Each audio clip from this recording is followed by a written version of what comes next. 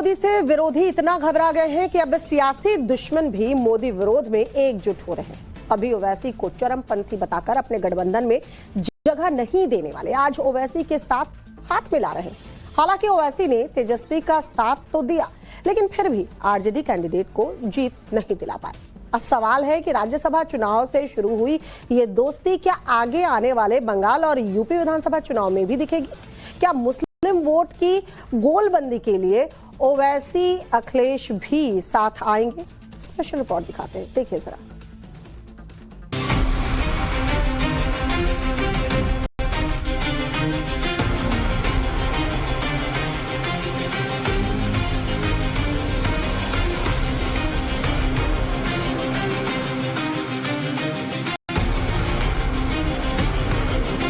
तेजस्वी ने कहा कि ओवैसी, क्या कहा उसने, ओवैसी एक्सट्रीमिस्ट है, चरमपंथी है, इंतहा पसंद है, दहशतगर्द है।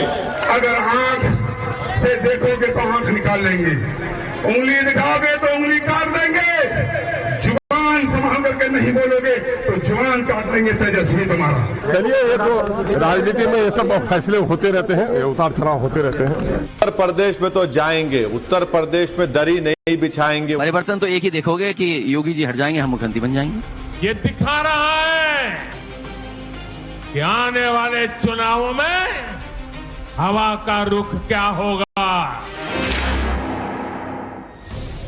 क्या पहले से और ज्यादा ताकतवर होते नरेंद्र मोदी की वजह से उनके पॉलिटिकल दुश्मन भी दोस्त बनने लगे? क्या नरेंद्र मोदी का डर है कि कभी एक दूसरे के खिलाफ जहर उगलने वाले, एक दूसरे के खिलाफ चुनावी मैदान में उतरने वाले, एक दूसरे को चरमपंथी कहने वाले आज मोदी विरोध में एक दूसरे के गले मिल रहे हैं, एक दूसरे का समर्थन कर रहे हैं? कम से कम आज हुए राज्यसभा चुनाव में ऐसे ही सियासी समीकरण देखने को मिले। आज के चुनाव के नतीजे क्या रहे, कौन जीता, कौन हारा, किसको फायदा हुआ, सब कुछ आगे बताएंगे। लेकिन इस चुनाव ने जो राजनीतिक समीकरण को बदला है उसे पहले समझिए।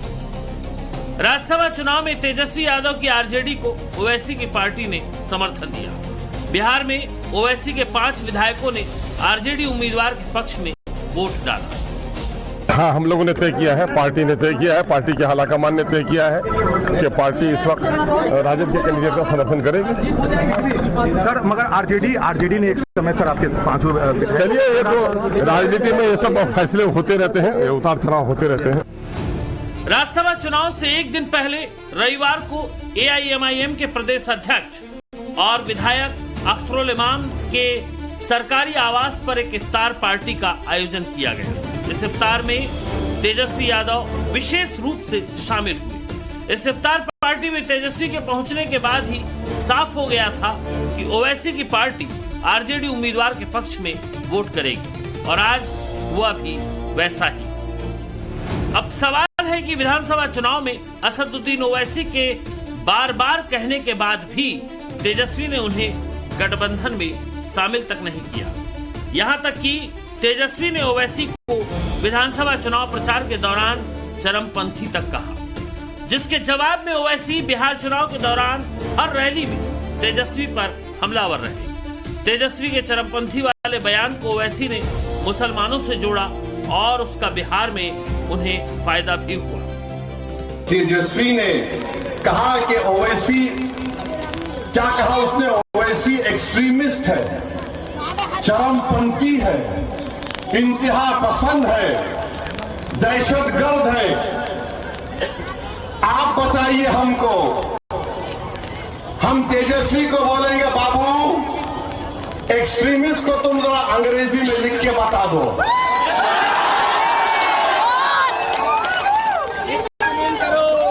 हमको एक्सट्रीमिस्ट बोलता है, नहीं सुनिए, हमको एक्सट्रीमिस्ट क्यों बोलता है? इसलिए बोलता है कि मेरे चेहरे पे दाढ़ी है, सर पे टोपी है, मैं नमाजी हूं, मैं अल्लाह की इबादत करने वाला हूं, मैं किसी के आगे सर नहीं झुकाता सिवाय जमीन व आसमान के खालिक के, मैं किसी को मानता नहीं सिवाय अपने रब के। बहरूपिया बोलता है मेरा नाम मेरे अब्बा और अम्मा ने असदुद्दीन रखा, दीन का शेर के नाम से रखा। और तू पूछता है मेरी जमीन कितनी है?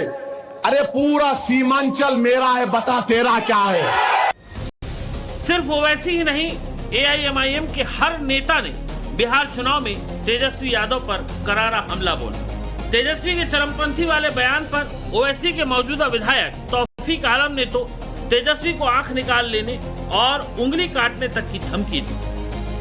अगर आंख से देखोगे तो आंख निकाल लेंगे, उंगली दिखाओगे तो उंगली काट देंगे, जुबान संभाल करके नहीं बोलोगे तो जुबान काट देंगे तेजस्वी तुम्हारा। तुम क्या समझते हो चरमपंथी है? अरे चरमपंथी किसको बोलता है? असल बात है कि तुम 9 फेल हो, तुम तो पढ़ा लिखा हो नहीं जो तुमको चरमपंथी का वर्ड मालूम। चरमपंथी का मतलब होता है आतंकवादी, उग्रवादी। ए मुसलमान भाइयों, तुम्हारा नेता को चरमपंथी और आतंकवादी बोला गया है। अब सवाल है कि ओवैसी और तेजस्वी के बीच आखिर ऐसी कौन सी डील हुई कि ओवैसी और तेजस्वी एक साथ आ गए। अचानक ऐसा क्या हुआ कि ओवैसी की पार्टी ने तेजस्वी की पार्टी को समर्थन देने का ऐलान कर दिया? क्या इस समर्थन के बाद ये मान लिया जाए कि ओवैसी की महागठबंधन में एंट्री हो गई है? क्या आने वाले विधानसभा चुनाव में ओवैसी और तेजस्वी एक साथ नजर आएंगे? कहते हैं कि पॉलिटिक्स में कोई भी डील यूं ही नहीं होती, हर कोई अपना फायदा देखकर ही डील करता है। अब सियासी गलियारों में चर्चा है कि राज्यसभा चुनाव में समर्थन के बदले एआईएमआईएम ने विधान परिषद के चुनाव में एक सीट की डील की, यानी कि एक हाथ से लो और दूसरे हाथ से दो। इस चुनाव में एक एक वोट की कीमत है, जिसका सीधा असर राज्यसभा की संख्या बल पर पड़ता है। संसद में बिल पास कराने के लिए एक एक वोट अहम होता है, लेकिन ये चुनाव केवल राज्यसभा का चुनाव नहीं है, इसमें बहुत कुछ पॉलिटिकल मैसेज है। इसे ऐसे समझिए, अब आगे 5 राज्यों में विधानसभा चुनाव होने वाले हैं। खासकर पश्चिम बंगाल की बारी है। अप्रैल में पश्चिम बंगाल में चुनाव है, चुनाव तारीखों का ऐलान हो चुका है। बंगाल में बाबरी वाले हुमायूं कबीर के साथ एआईएमआईएम के नेता मंच शेयर कर चुके हैं। तो क्या बंगाल में ममता को शिकस्त देने के लिए ओवैसी, हुमायूं और आरजेडी सब एक साथ होंगे? अगर ओवैसी, तेजस्वी और हुमायूं कबीर एक साथ आते हैं तो फिर इंडी गठबंधन का क्या होगा? पश्चिम बंगाल के बाद अगला बड़ा चुनाव उत्तर प्रदेश का है। कहा जाता है कि जो यूपी जीत कर जाता है वो ही दिल्ली की गद्दी पर कब्जा करता है। यूपी में 2027 में विधानसभा चुनाव होने वाले हैं। 403 विधायक और 80 सांसद देने वाले राज्य उत्तर प्रदेश की परीक्षा बाकी है। ऐसे में जो सियासी तस्वीर मौजूदा हालात में दिख रही है, उससे क्या यूपी में भी सियासी समीकरण बदलेंगे? क्या यूपी में योगी को टक्कर देने के लिए ओवैसी, अखिलेश साथ आएंगे? क्या यूपी में मुसलमान वोट के लिए अखिलेश, ओवैसी एक साथ गोलबंदी करेंगे?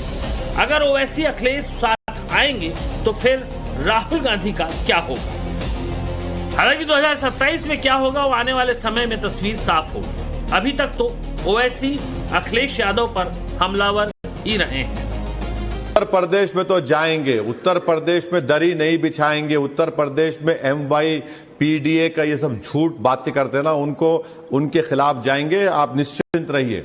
और जो आकर यहां पर बकवास उन्होंने की, उसका नतीजा देख लीजिए। बिहार विधानसभा चुनाव में अकेले दम पर ओवैसी की पार्टी ने अच्छा प्रदर्शन किया, 5 सीटें जीती।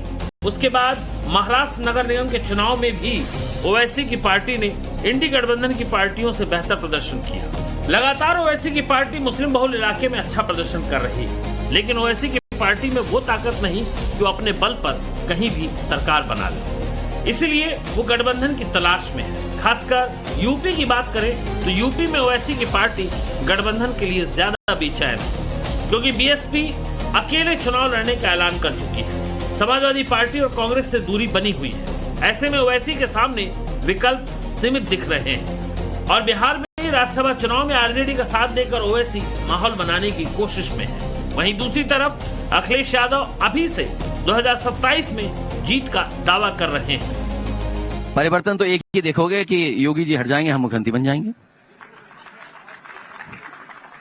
और बुलडोजर पर दिमाग नहीं होता है, बुलडोजर पे दिमाग नहीं होता है, उसका ड्राइवर बदल जाएगा बस। नरेंद्र मोदी और बीजेपी के विरोध में असदुद्दीन ओवैसी की पार्टी ने इस चुनाव के दौरान खुल्लम-खुल्ला ऐलान किया है कि वो आरजेडी के उम्मीदवार को समर्थन देंगे, लेकिन चुनाव के दौरान तमाम पार्टियों के नेताओं ने अलग अलग क्रॉस वोटिंग की। इजराइल के प्रधानमंत्री